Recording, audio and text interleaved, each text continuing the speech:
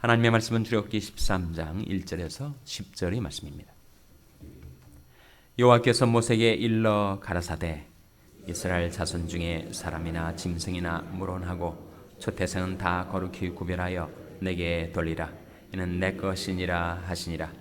모세가 백성에게 이르되 너희는 애굽에서 곧 종되었던 집에서 나온 그날을 기념하여 유교병을 먹지 말라. 여호와께서 그 손의 권능으로 너희를 그곳에서 인도하여 내셨음이니라. 아비벌 이날에 너희가 나왔으니 여호와께서 너를 인도하여 가나안 사람과 헷 사람과 아모리 사람과 히위 사람과 여부수 사람의 땅 곧 내게 주시고 내 조상들에게 맹세하신 바 족과 꿀이 흐르는 땅에 이르게 하시거든. 너는 이달에 이 예식을 지켜 7일 동안 무교병을 먹고 제7일에는 여호와께 절기를 지키라. 7일 동안에는 무교병을 먹고 유교병을 너희 곳에 있게 하지 말며 내 지경 안에서 누룩을 내게 보이지도 말게 하며 나는 그날에 내 아들에게 배워 이르기를 이 예식은 내가 애굽에서 나올 때 여호와께서 나를 위하여 행하신 일을 인함이라 하고 이것으로 내 손의 기호와 내 미간의 표를 삼고 여호와의 율법으로 내 입에 있게 하라. 이는 여호와께서 능하신 손으로 너를 애굽에서 인도하여 내셨음이니 연년이 기한에 이르러 이 규례를 지킬지니라. 아멘. 할렐루야. 서로의 평강의 복을 기원하는 마음으로 샬롬 인사 나누시기 바랍니다. 샬롬. 샬롬. 월요일 새벽 기도에 잘 나오셨습니다. 우리가 출애굽기 말씀을 상고해 나오고 있는데 오늘 본 말씀은 무교절의 규례에 관한 말씀이에요. 무교절은 무교병을 먹는 절기. 무교의 교자가 무슨 교자라고요? 네, 교자가 누룩교자입니다. 무교라는 말은 누룩이 없는 떡, 무교병. 누룩을 먹지 않는 절기, 무교절. 무교절을 다른 말로 또 뭐라고도 하죠? 유월절이라고도 합니다. 동일한 절기의 두 다른 이름이에요. 유월절과 무교절은 같은 절기입니다. 하나님께서 무교절의 규례를 이스라엘 백성에게 일러주시면서 이렇게 당부를 하십니다. 돌리라 하는 말씀이 2절에 나타나죠. 우리 2절 같이 읽겠습니다. 시작. 이스라엘 자손 중에 사람이나 짐승이나 물론하고 초태성은 다 거룩히 구별하여 내게 돌리라. 이는 내 것이니라 하시니라. 초태생, 사람이나 짐승이나 처음 태를 연 장자죠. 첫 번째 나온 초태생은 다 거룩히 구별하여 내게 뭐라고 하셨습니까? 돌리라. 하나님께 돌려드리라. 하나님의 것이니까. 왜 초태생을 하나님께 돌리라고 하셨을까요? 애굽의 10번째 재앙이 임할 때 애굽 왕 바로로부터 맷돌 뒤에서 일을 하는 종의 자녀에 이르기까지 모든 처음 난 생명들, 사람이나 짐승이나 첫 번째 장자는 다 죽임을 당했습니다. 그런데 하나님께서 이스라엘 백성의 장자들은 다 살려내셨어요. 그래서 그들은 구속을 받은 자들이기 때문에 하나님께 속하였다. 하나님의 것이다. 그렇게 말씀하신 것입니다. 그래서 초태생은 다 하나님께 돌리라고 구별해서 하나님께 돌리라고 말씀하시면서 그것은 다 내 것이라고 하셨어요. 하나님은 우리에 대해서 이중적인 소유권을 가지고 계십니다. 첫 번째로 우리를 창조하셨기 때문에 창조자 하나님께 우리가 속한 것이 당연하죠. 그리고 죄를 짓고 하나님께로부터 떨어져 나갔던 우리들을 구속하심으로써 재차 우리는 하나님의 것이 된 것입니다. 이사야 43장 1절 말씀에 야곱아 너를 창조하신 자가 이제 말씀하시느니라. 이스라엘아 너를 조성하신 자가 이제 말씀하시느니라. 너는 두려워 말라.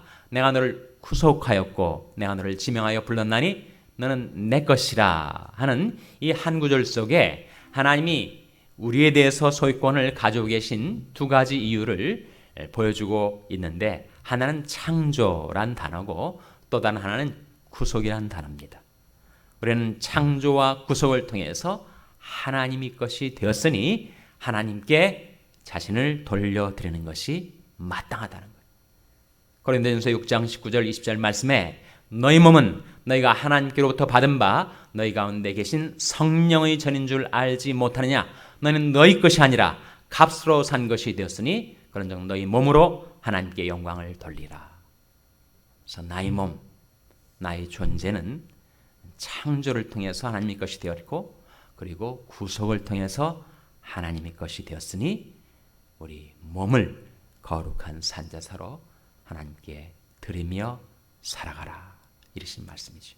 그래서 우리가 하나님의 백성으로 이 세상에 어떻게 살아갈 것인가? 첫 번째 우리에게 이르시는 말씀은 돌리라 하는 겁니다.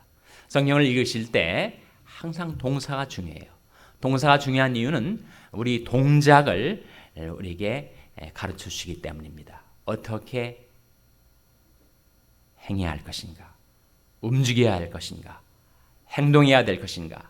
살아가야 할 것인가를 보여주는 것이 바로 동사를 통해서 나타나기 때문에 성경을 묵상하실 때 항상 동사를 주목하시는 것이 성경을 깨닫는 도움이 되는 방법입니다. 첫 번째는 돌리라. 두 번째는 보이게도 말라 하는 말씀이 7절에 나타나죠.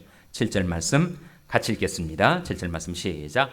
7일 동안에는 무교병을 먹고 유교병을 너희 곳에 있게 하지 말며 내 지경 안에서 누룩을 내게 보이지도 말게 하며. 두 번째 동사 우리가 주목하고자 하는 동사는 보이지도 말게 하라 하는 겁니다. 보이지도 말게 하라. 뭘 보이지도 말게 하라고요? 누룩을 보이지도 말게 하라. 누룩은 아주 작은 것이지만 밀가루 반죽 속에 들어오면 그것을 크게 부풀립니다. 그래서 누룩을 멀리하라. 누룩을 보지도 말게 하라. 영적인 의미는 누룩은 우리 삶 속에, 우리 마음 속에, 우리 생활 속에 파고 들어와서 우리를 부패시키고 타락시키는 시험, 유혹, 죄악들을 말하죠.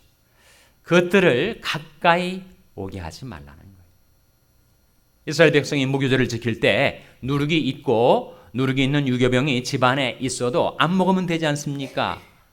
그렇게 안 된다는 거예요. 인간의 연약함 때문에 가까이 있으면 늘 시험을 받고 그리고 시달리게 돼 있다는 거예요. 아예 멀리 있게 하라는 겁니다. 내 길을 그에게서 멀게 하라 하는 말씀이 나오죠. 사악한 자의 첩경에 들어가지 말며 악인의 길로 다니지 말지어다. 그 길을 피하고 지나가지 말며 돌이켜 떠나갈지어다. 내 발을 그에게서 멀리하라. 우리 하나님의 백성답게 살아가는데 내가 가까이 있어도 내가 절제하면 되지 않습니까? 그렇게 잘 안 된다는 거예요. 그래서 유혹이 있는 곳, 시험이 있는 곳은 애시당초 그것에서부터 멀리 떨어져 살아가라는 거예요.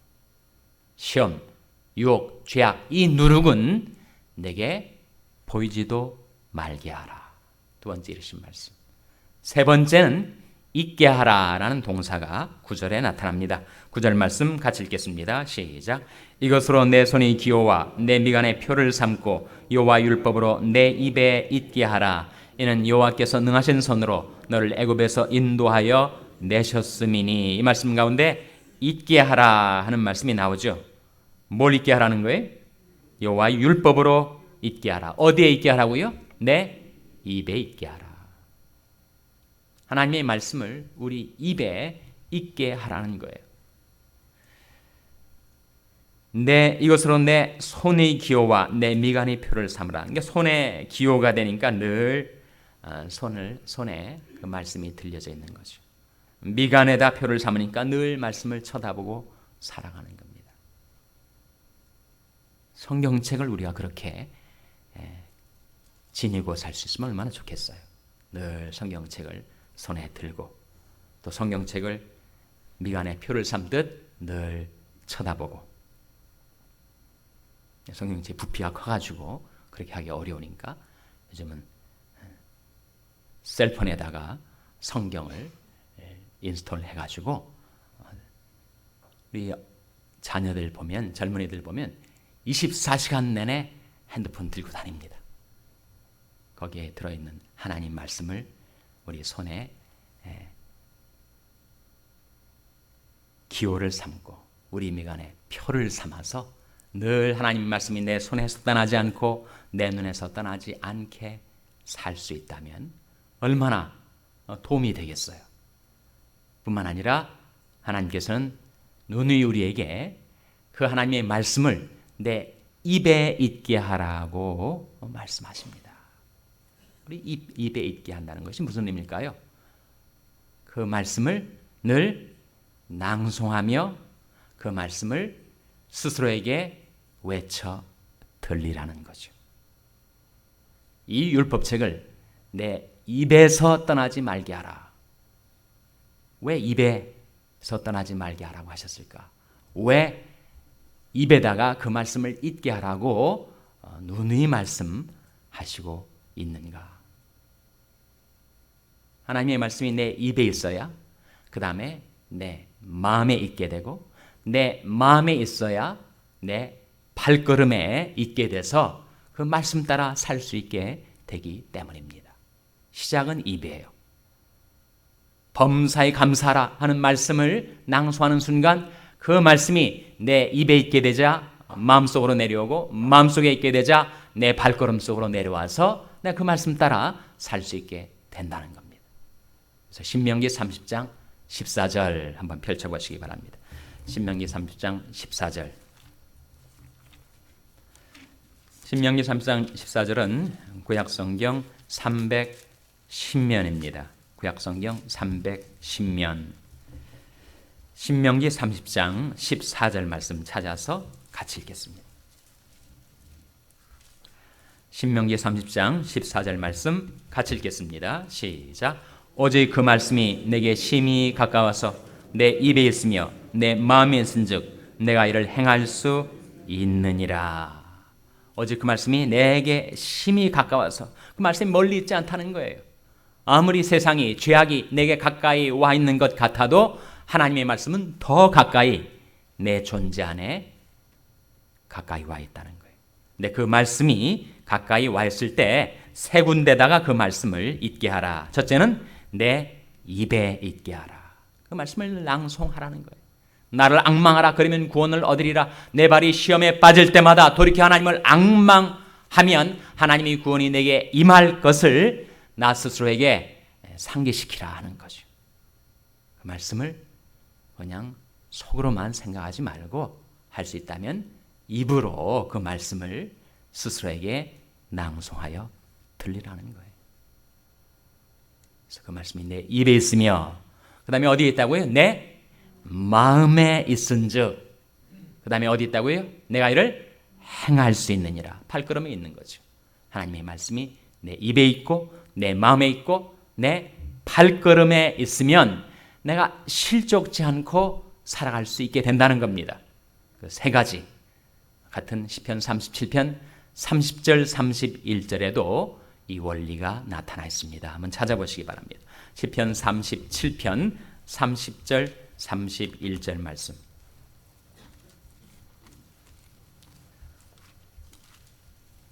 구약성경 828면 시편 37편 30절 31절 말씀 찾아서 같이 읽겠습니다.